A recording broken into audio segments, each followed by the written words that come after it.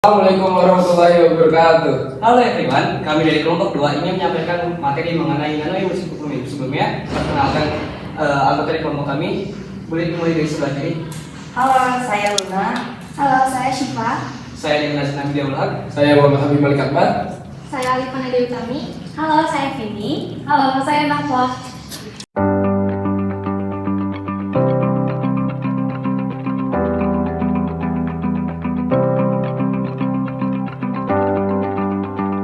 Yang pertama, saya akan menjelaskan tentang nanoemulsi. Nanoemulsi adalah bentuk emulsi yang memiliki ukuran partikel yang sangat kecil, biasanya berukuran nanometer dengan satuan nm. Emulsi adalah campuran dua atau lebih cairan yang tidak tercampur secara alami, tetapi dapat dibuat menjadi satu kesatuan homogen dengan menggunakan bahan emulgator.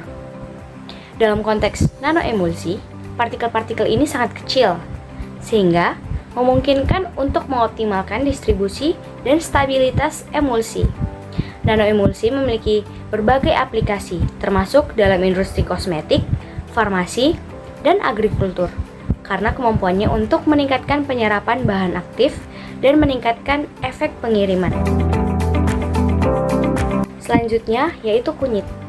Kunyit atau sering disebut dengan nama lain curcuma longanine merupakan tanaman asli Asia Tenggara yang banyak dijumpai dan tersebar secara merata di seluruh wilayah Indonesia. Salah satu karakteristik morfologi tanaman kunyit adalah mempunyai rimpang. Kulit rimpang kunyit berwarna jingga kecoklatan sampai kuning kehitaman, sedangkan warna daging rimpangnya adalah jingga kekuningan yang disertai dengan bau khas yang sedikit pahit dan pedas. Terdapat zat penyusun warna kuning pada kunyit. Zat tersebut adalah zat warna alkaloid kurkumin.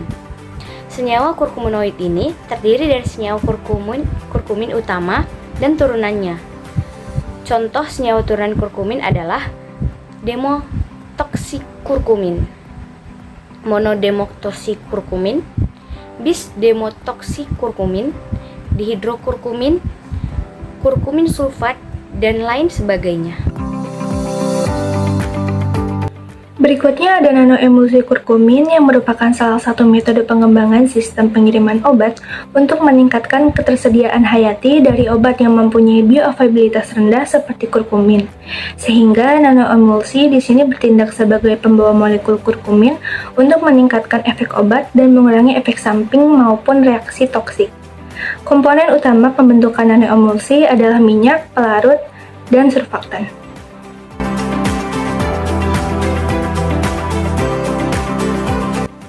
Selanjutnya, sifat nanoemulsi di sini dia bersifat hidrofob yang dapat meningkatkan absorpsi, meningkatkan penetrasi obat, dan membantu mensolubilisasikan zat aktif. Nanoemulsi memiliki emulsi yang transparan, tembus cahaya, dan merupakan dispers minyak air yang distabilkan oleh lapisan film dari surfaktan atau molekul surfaktan yang memiliki ukuran droplet 50-500 nanometer.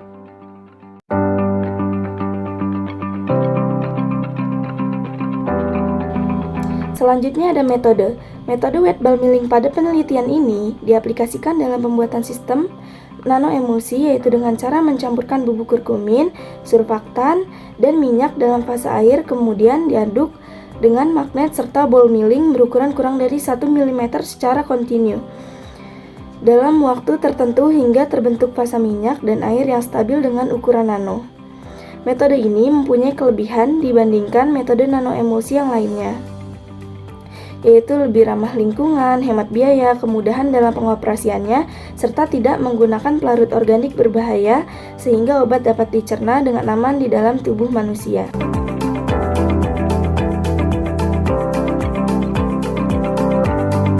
Di sini saya akan menjelaskan tentang mekanisme.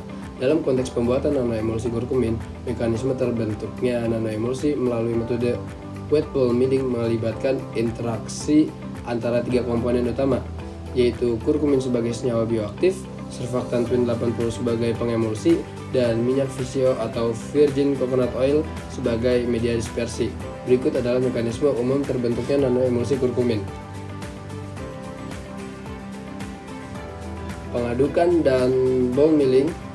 Setelah campuran bahan tersebut diaduk menggunakan magnetic stirrer, untuk memastikan homogenitas campuran. Selanjutnya, proses ball milling dilakukan dengan menggunakan bola-bola kecil dalam waktu tertentu. Proses ini bertujuan untuk menghasilkan gaya gesekan dan kecepatan tinggi yang memecah partikel kurkumin menjadi ukuran yang sangat kecil. Terus selanjutnya adalah pembentukan nanoemulsi. Akibat dari gaya gesekan dan kecepatan tinggi dalam ball milling, partikel kurkumin terdispersi secara homogen dan minyak VCO atau virgin coconut oil yang diemulsi oleh Twin 80.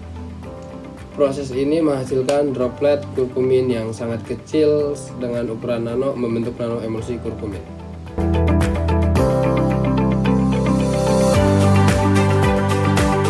Berikutnya ada kestabilan. Nanoemulsi kurkumin tetap stabil selama 35 hari dalam penyimpanan selama 30 hari baik di suhu ruang 25 derajat Celcius maupun di kulkas 4 derajat Celcius. Pada waktu milling 24 jam terbaik, nanoemulsi kurkumin sudah mencapai kestabilan terbaiknya, sehingga cenderung mempertahankan ukuran droplet. Namun pada waktu milling 1 hingga 8 jam, nanoemulsi kurkumin belum mencapai kestabilannya, sehingga ukuran droplet dan nilai PDI yang terbentuk cenderung berubah selama 30 hari disimpan di suhu ruang atau di kulkas. Sifat mekanis, optis, dan kimiawi nano dapat sangat berbeda dari sifat droplet berukuran mikro atau lebih besar, menurut Firmansari et al. 2016.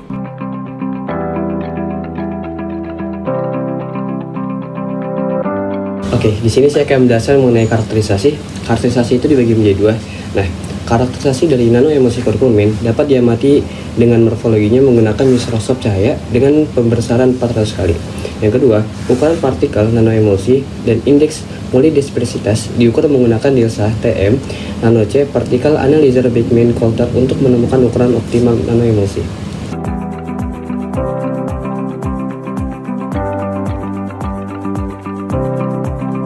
Oke, berikutnya saya akan menjelaskan mengenai morfologi.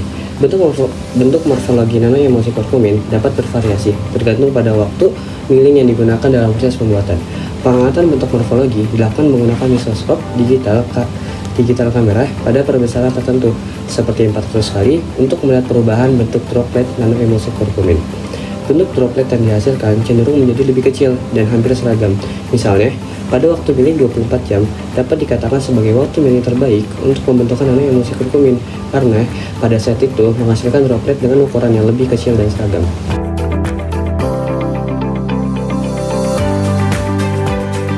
Selanjutnya ada kelebihan nanoemulsi. Kelebihan nanoemulsi kurkumin adalah efektivitas dalam meningkatkan bioavailabilitas kurkumin dalam sistem minyak nabati seperti VCO dan surfaktan Twin 80 sehingga dapat meningkatkan efektivitas dan kestabilan obat.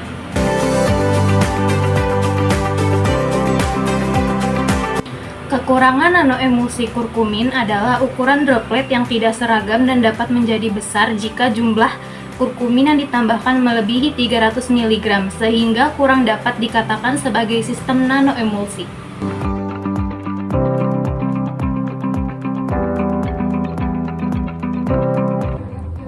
Jadi kesimpulannya, dalam membuat nanoemulsi kurkumin dalam sistem VCO Twin 80 dengan menggunakan metode wet ball milling menghasilkan nanoemulsi yang memiliki ukuran droplet terkecil, indeks polidispersitas terendah, dan stabilitas yang baik. Selama penyimpanannya untuk menghasilkan hasil yang optimum memerlukan waktu 24 jam. Hasil ini dapat membantu mengembangkan produk herbal dengan kualitas yang setara dengan obat modern. Selain itu juga memperlihatkan potensi kurkumin sebagai bahan aktif dalam pengembangan obat-obat karena nanoemulsi kurkumin ini memiliki potensi untuk meningkatkan bioavailabilitas kurkumin yang rendah dan memungkinkan penggunaan yang lebih efektif dalam aplikasi farmakologis. Dalam hal ini juga menunjukkan bahwa metode wet ball milling lebih ramah lingkungan, hemat biaya, dan aman untuk digunakan sebagai metode sistem pengantaran obat pada manusia. Sekian presentasi dari kelompok kami, kurang lebih mohon maaf. Wassalamualaikum warahmatullahi wabarakatuh.